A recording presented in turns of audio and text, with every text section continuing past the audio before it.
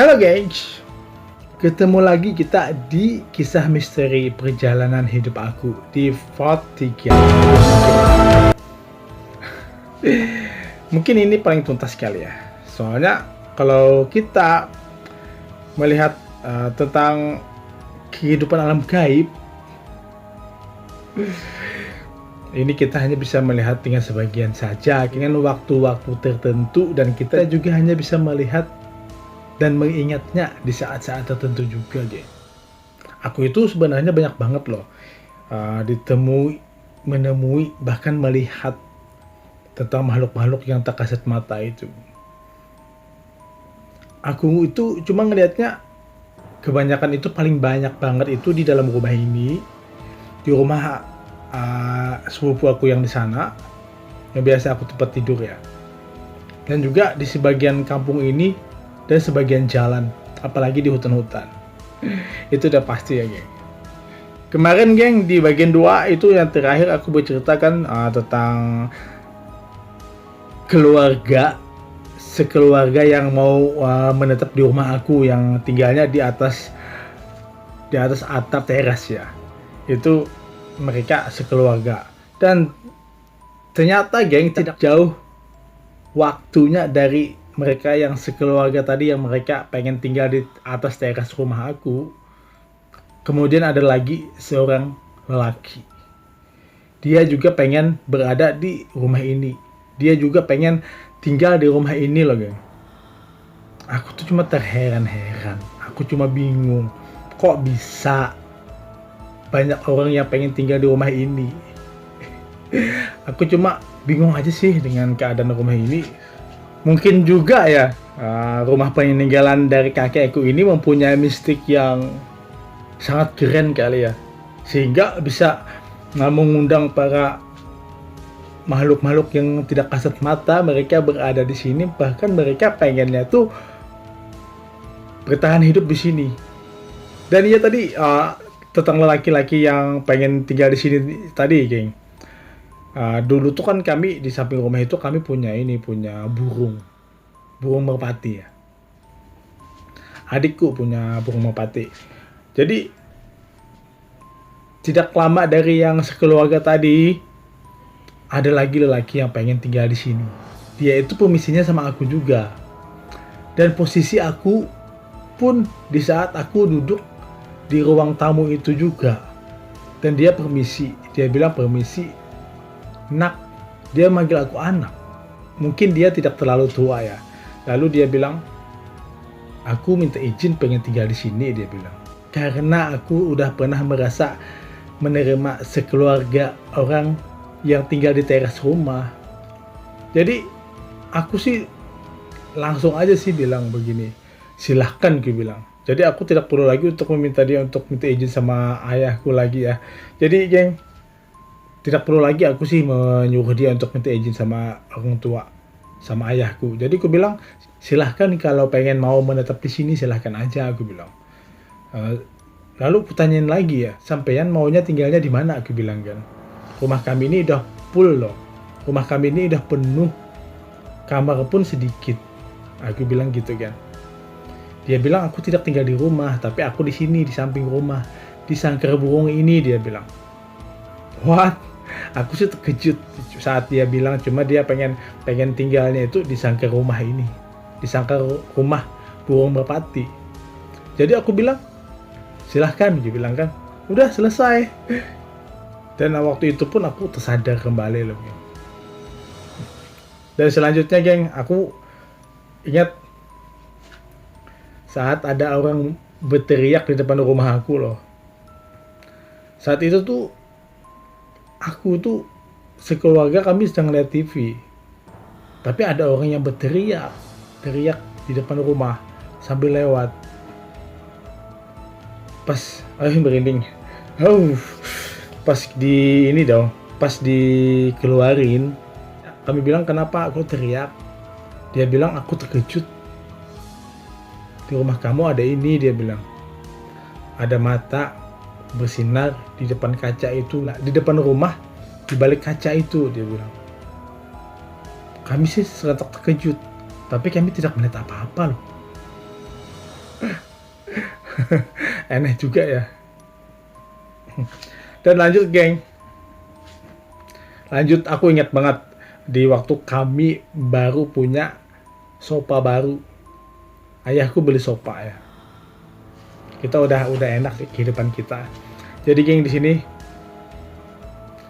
aku entah sadar dan tidak, pokoknya aku di antara sadar dan tidak lah. Di saat itu waktu maghrib aku berbaring di sofa panjang itu loh geng. Di saat aku berbaring di sofa panjang itu, mendadak mataku langsung ini geng. Langsung apa, antara terpejam dan tidak, antara nyata dan tidak, dan antara sadar dan tidak loh geng. Di saat itu aku melihat seorang lelaki. Dia mengintai aku, dia menatap aku balik dinding kaca teras. Dia menatap aku loh geng. Aku tuh spontan terkejut saat dia menatap aku. Aku tuh sangat terkejutnya itu kenapa? Karena di saat itu lelaki itu dengan kepala singa. Lelaki manusia berkepala singa loh geng. Dia menatap aku. Begini dia natap, tangannya tuh kayak gini di balik kaca. Dia natapnya kan kayak gitu, jadi aku tuh langsung terkejut loh geng. Padahal kan ini kaca, kita malam kan sudah udah pakai dinding, sudah pakai ini ya, dinding rumah ya. Jadi kan hitungannya kan itu kan kita nggak mungkin ngelihat kan kalau dia menjenguk dari luar ke dalam kan. Tapi di saat itu aku tebus pandang loh geng. Tebus pandang itu dia menatap aku, benar-benar membuat aku terkejut, sangat-sangat terkejut lagi. Ini benar-benar membuat aku ini apa, dan dia itu menatap aku itu 2 kali loh geng. Saat dia menatap lama, aku cuma terdiam, dan aku tuh nggak bisa bergerak loh geng. Padahal aku udah baca doa semuanya, tapi aku tetap tidak bergerak, tidak bisa.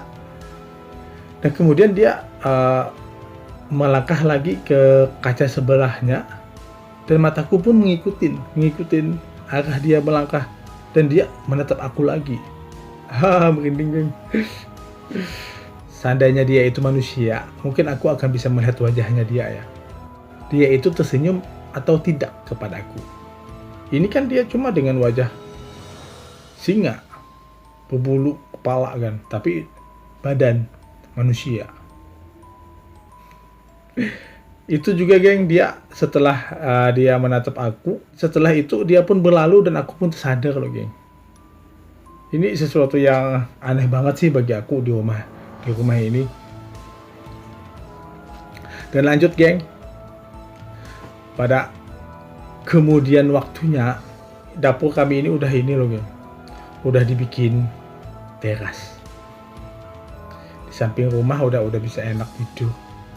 Dan di saat itu si orang tua udah nggak ada lagi sih, ayahku udah nggak ada lagi ya. Jadi geng, di sini saat aku merokok jam 3 pagi, tiba-tiba aja samping rumah ini tiba-tiba aja ada seorang merinding di tengah jalan itu berdiri, bayangan hitam, kurus, dan dia joget-joget kayak gini loh. Aku langsung teringat, aku langsung kaget, aku langsung teringat masa lalu aku. Apakah dia masih ada atau mungkin dia ada di sini dan dia masih mengintai aku. Itu membuat aku benar-benar ketakutan lagi. Saat itu juga aku pada mau ngerokok aku, dan aku langsung masuk ke rumah. Merinding. Ternyata makhluk yang aku lihat waktu aku kecil itu, ternyata dia masih ada ya. Dan orang bilang juga sih kalau kita membicarakan begini, mereka ada. Dan pantas saja sih aku selalu merinding. Selanjutnya geng, perjalanan selanjutnya aku melihat misteri. Di saat sudah punya rumah baru di rumah merah ya. Di sana di rumah merah situ. Di situ waktu itu geng, rumah itu baru jadi dan kami baru mengisi perabotan. Dan di saat itu sih aku datang ke rumah itu loh geng, di rumah merah itu aku datang. Setelah aku datang itu kan aku membawa telur nih, membawa telur 2. Taunya aku letakkan di meja dan aku berbaring di tilam. Tilam itu kan ke dapur itu kelihatan, tembus. Kelihatan dari situ tuh mendadak aku antara sadar dan tidak, aku menemukan seorang perempuan loh, gitu. Seorang perempuan, dia berdiri di tengah pintu kamar dan dia cuma menatap. Dan di saat dia menatap itu, dia seolah-olah bicara sama aku. Lalu dia bilang kayak gini, aku minta telurnya 1, dia bilang. Jadi merinding. Merinding. Jadi aku langsung gini, oh iya silahkan ambil, dia bilang kan. Karena aku sadar sih itu mereka ada.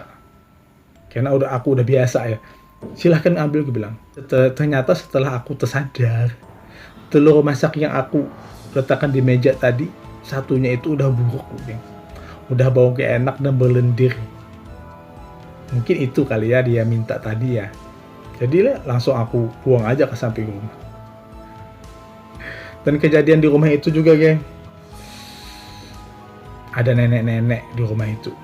Kalau di rumah sini nggak ada, tapi di rumah sana yang 10 km dari rumah sini, di rumah merah itu ada nenek-nenek loh. Dia berdiri tepat di depan rumah. Karena di depan rumah itu kan ada sungai-sungai kecil dan di situ ada pohon rambai. Nenek itu berdiri di situ dan menatap loh, geng. Menatap. Saat aku tengah malam, aku merokok ke luar rumah.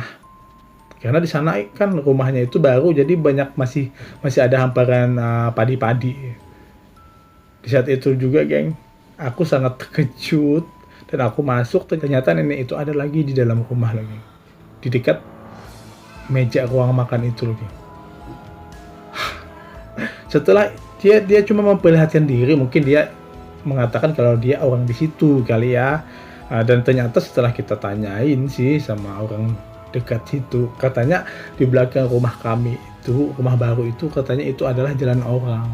Buset. Rumah di sini samping kiri kanan adalah jalan orang halus juga. Di rumah sana di belakang jalan orang halus juga. Luar biasa. Mungkin sudah takdir kali ya. Dan peristiwa misteri selanjutnya, geng, di saat aku banyak-banyak ke gunung-gunung, aku sudah suka mendaki-mendaki, itu banyak banget loh, geng. Dan kalian bisa melihat dan menonton videonya di channel YouTube aku ini, di Misteri Gunung Halahalau bagian 1 dan 2. Itu kuceritakan semua loh, geng. Pengalaman aku selama 6 kali aku ke Gunung Halahalau. Dan gunung-gunung lain sih tidak aku ceritakan, cuma khusus Halahalau ya. Cuma kalau memang kita ke gunung, itu udah biasa resiko, dan kita ngelihat makhluk begitu, dan kita melihat makhluk begitu, itu sudah biasa, itu sudah resiko lagi. Dan terakhir, geng, di saat-saat ini aku kan sukanya itu kelayapan, aku masih suka kelayapan, aku suka pulang ke rumah sini jam 12 atau jam 1 malam. Keadaan itu rumah sudah sepi. Kalau aku ke rumah sini, aku pasti melewati 3 kuburan loh, geng. Dan di kuburan terakhir ini, di sana kan banyak pohon gadang ya. Di saat aku lewat pakai kendaraan, di antara pohon gadang itu selalu aja mataku kalau lewat sana. Merinding. Di saat aku lewat situ, mataku tuh tertuju kepada pohon pisang yang kecil itu. Aku tuh seperti merasa melihat kaki. Pohon pisang itu kaki besar banget. Aku tahu jika itu adalah kaki besar, berarti orangnya besar juga. Jadi aku tidak ingin menatap ke atas. Jadi, geng, itu sekali aku lewat, nggak apa-apa sih, aku karena udah biasa ya. Jadi sampai kedua kali, udah biasa, ketiga kali, selanjutnya juga biasa. Dan akhirnya, geng, ternyata orang sebelah rumah, temannya datang. Dia bilang dia melihat makhluk besar banget, tinggi daripada rumah, menatap dia. Dan tepatnya pas di situ, di tempat aku yang ngelihat itu lagi. Luar biasa. Ya udah, geng, inilah pengalaman misteri aku sih yang aku lihat, yang benar-benar nyata, yang aku alami. Ya udah, sudah rangkum cerita misteri yang aku lihat, dan ini adalah yang aku ingat di saat aku ngeplok ini ya geng. Soalnya aku tidak terlalu karena soalnya aku kalau ngeplok aku jarang banget untuk memakai skenario atau apa untuk sebuah catatan, enggak, itu semuanya di otak aku aja, jadi mengalir begitu aja, jadi aku gak pengen yang terlalu ribet lah. Jadi apa yang aku ingat ya itu selesai. Ya udah geng, thank you yang udah nontonnya, dadah, thank you.